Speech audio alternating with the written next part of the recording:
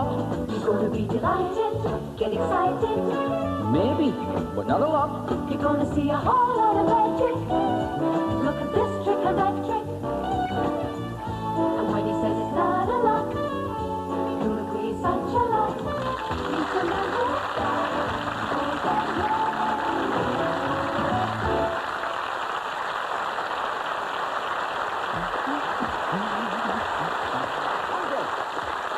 What a nice audience.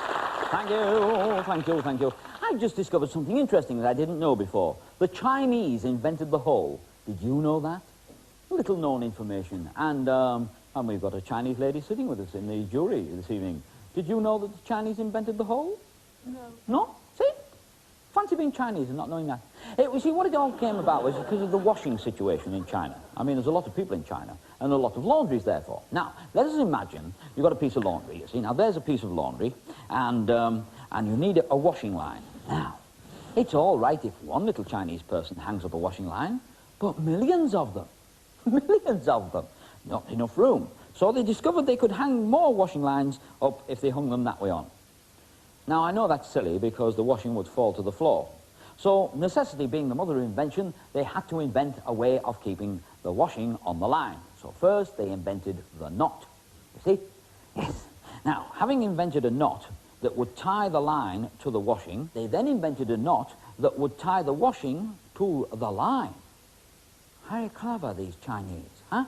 And having done that, and that, and that, and that, and that, there it was. They could now hang up the washing on the vertical line and it wouldn't fall to the floor. Problem. It started to rain. It took a long time to get it all off the line. And therefore, what was the problem? They had to solve it.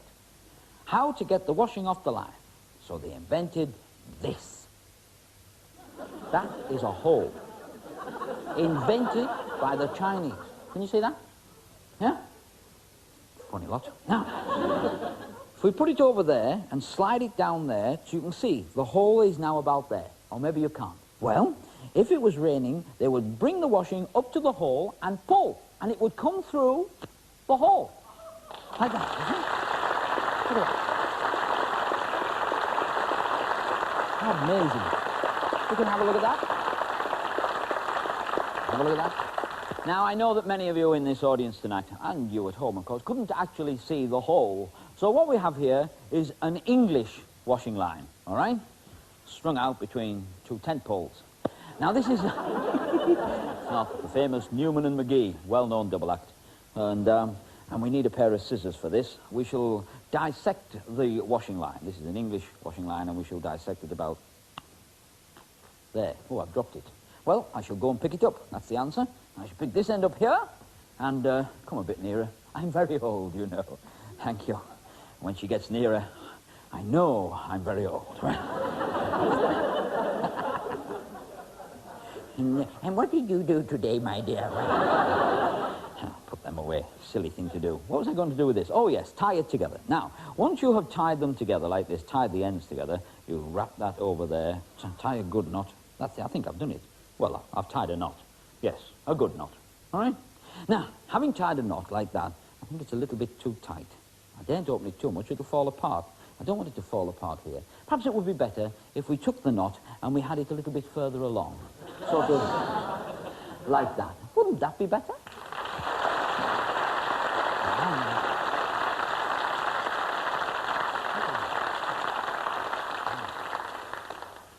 I tell you what, lady with the thingy. Now, we gave you that before the show. It's off a very old car. You see, they couldn't decide which way it was going. So it went round in circles. Could you give it a practice? Hoo, hoo. Wonderful. Now, I want you to do that as I slide this along the rope. And as I slide it along the rope, like this, you honk it, and that's where I will stop it. And you will find that the hole, which nobody so far has been able to see... Oh, are you sure? You sure? Oh, you are sure? Yes, that's confirmed that. Now, if we just if we just untie this like this, I've got to untie it right round there. That's it. And there you'll have the new hole. Good.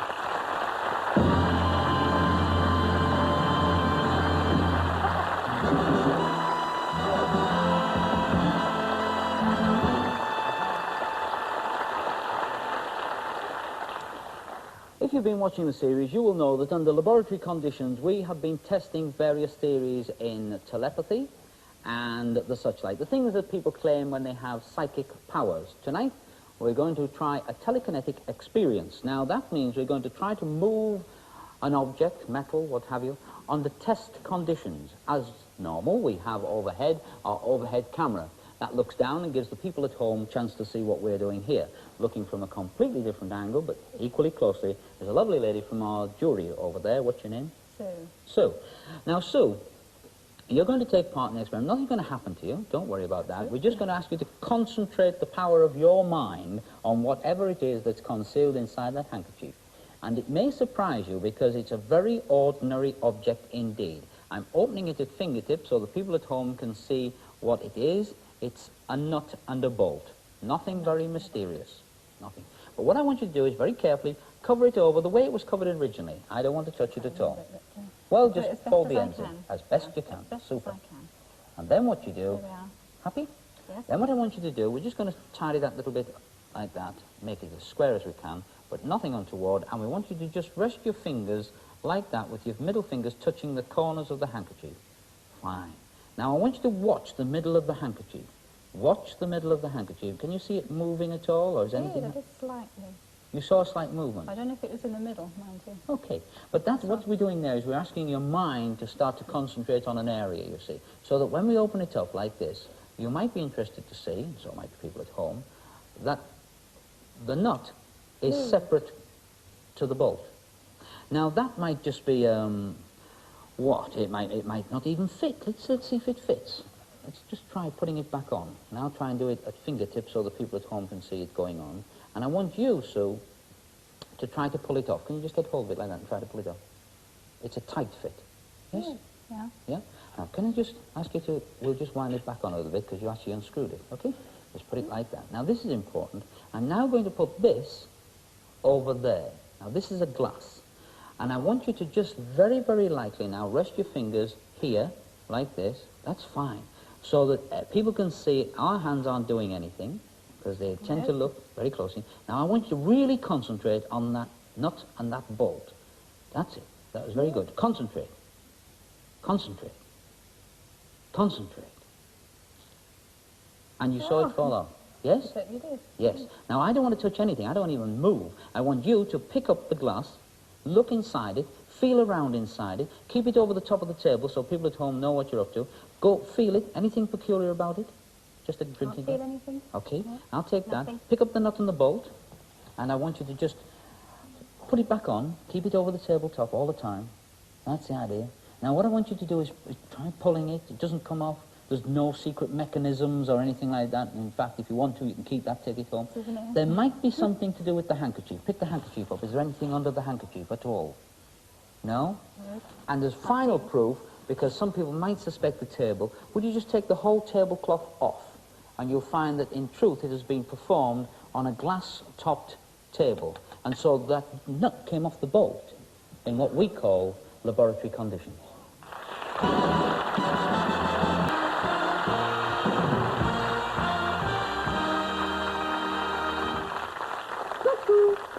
This, of course, is a clock. This is another clock, and what we're going to do is we're going to do an experiment in time. To do that experiment in time, we're going to use our jury as volunteers. They've been forced into it.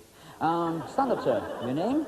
Stan Crockett. Stan Crockett will do fine. Stan Crockett. Well, clock that, Stan. Look, this has got two hands, a second hand. Beautiful job, isn't it? Beautiful. And what I want you to do is decide on a time. That will become known as Stanley's mean time. Okay? So in the meantime, pick a time. Any time you like, doesn't matter. 8 o'clock. There we are. Stanley mean time is now set at 8 o'clock. Now, that's the time, you see. She's recorded it over there. I want you, Stanley, to stand there. You got any children? Yes, Got two any children. 2 children. Got any grandchildren? 4 grandchildren. 4 grandchildren. There you are. Grandfather clock. Grandfather. I'll do the trick. Now, what we've got to do is record the time of certain happenings. Now, although I'm plugging in the kettle, and we're going to plug the kettle in, and we are going to switch it on. Is the red light working? Yes. Although that's on, I'm not going to record the time until it boils, all right? So you might keep your eye on that for me, all right? Just make sure it will boil eventually. Here's one of those plastic beakers that you sort of take on your little trips around, and we just, whoops, it's a bit heavy, that, because it's full of milk, I'll show you. We just tip it out there, like that. Ooh, it's a heavy jug. And we just tip it out there, full of milk. All right, good. What time is it now by the clock? 8:01. All right, record 8:01.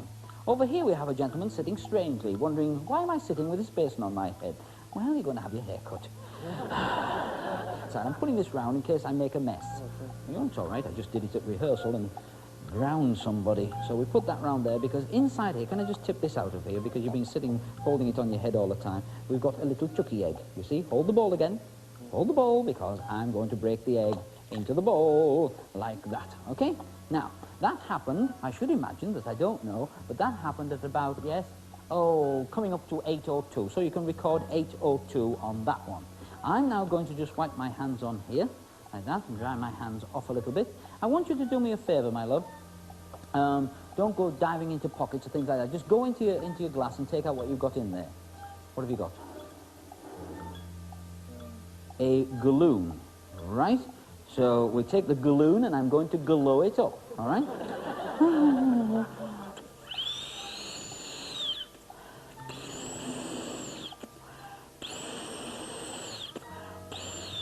I think that's enough, but we're not going to record the time that the balloon was blown up. Oh dear me, no. Sitting over here is a lady with a large hat pin. Can you just hold that up a moment? I'm going to burst this now. Happy? All right. You don't mind? I don't mind loud noise. You don't mind loud noises? Okay. You happy? Yes. Good. Right. Right. Now, we've got to collect the bits up. A little bit there, a little bit there. And what I want you to do is just drop them in there. All right? Now, stick to my hand. Now, this is important. Hold that up in the air as well. That happened at about 8:03. Sir, what is your occupation? A croupier. That is why we gave you this deck of cards. And when I see the Queen, I can't tell you who I think of, right? But the cards are large cards. They're large. You're not normally used to this kind of playing card. No, not at all. I want you to hold your hand out, sort of flat like that, okay? Up a little bit, because I'm going to deal the cards onto your hands. Use you as a table, okay? What's your first name? Charles. Charles. Hello, Charles. What's wrong with Charlie? Eh? Now, we're going to turn one card face down on your hand, and one card face up on your hand, and one card face down on your hand, and one card face up on your hand, and one card... In other words, we are alternating the cards face down, face up on the hands, the lightning-like hands of a steel-fingered croupier. That's Charles, okay? Now, you keep those there. And we mixed all the cards up like that, and we did that at 8:04, all right? Oh, and the kettle has boiled also. Record that at 8:04 as well, because it has boiled. I don't know if you can see that, but the steam coming out of there like crazy. And if I just, I won't switch it off. What I'll do is I'll just put the whistle on, see if you can hear that. Like that. Okay. Yep, sir. Right, now there's the kettle. Ugh, it's a bit hot. So, we have a kettle boil, we have all that happening. I want you to do me a favour now. Oh, that's filled in nicely. Can I just see that? We've got the start at 8 o'clock, the milk at 8:01, the egg at 8:02, the balloon at 8:03, the cards at 8:04, and the kettle also boiled at 8:04. Now, all those things happen Stanley time. Stanley, do yourself a favour. Set the clock back to the time we started the whole experiment, all right? Just set the whole thing back.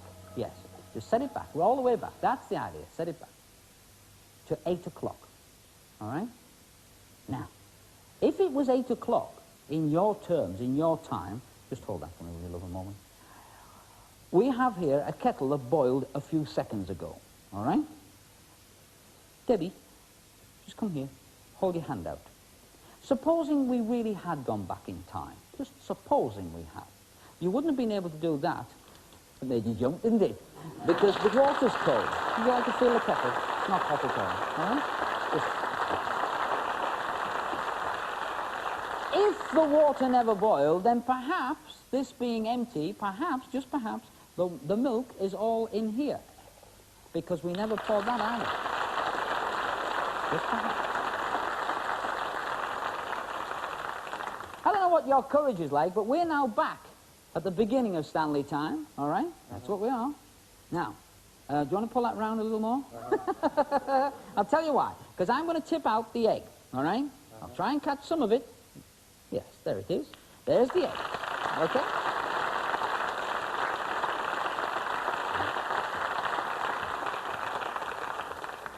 Do me a favor while I'm drying my hands. Would you just take the balloon, and would you blow it up?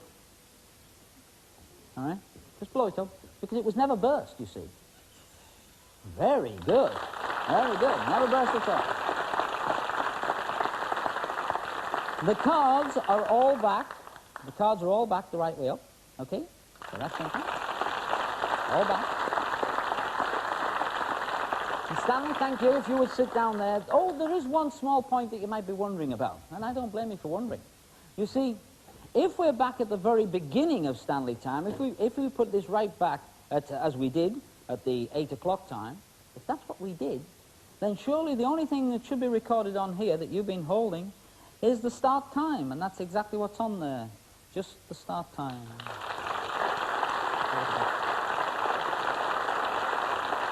Okay?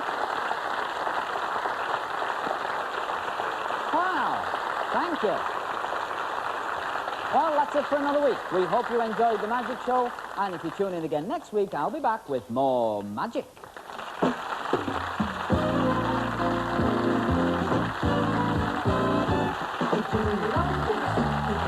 Not a lot, not a lot. It was, but not a lot. Did you see all I wanted? Did you look at this?